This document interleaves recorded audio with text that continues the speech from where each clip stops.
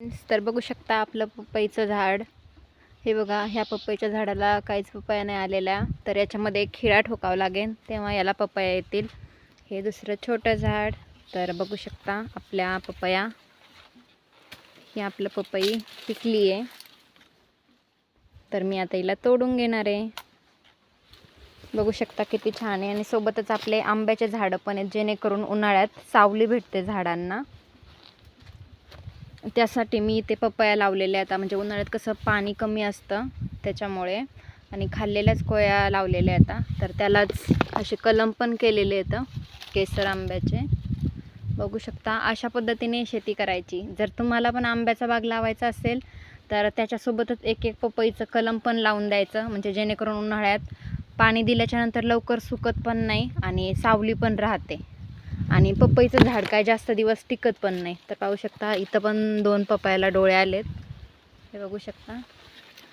तर ही पण मी तोडून घेणार आहे. कशी आहे मग आपली पपई. तर मी दुसरं पण तोडून घेणार आहे,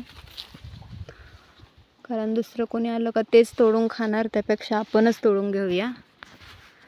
हळूच तोडावं लागेल, नाही तर दुसरी पपईच तुटून येईल.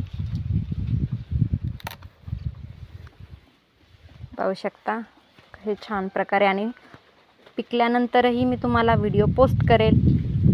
So thank you. आणि आपला व्हिडिओ आवडल्यास लाईक करा, शेअर करा, कमेंट करा.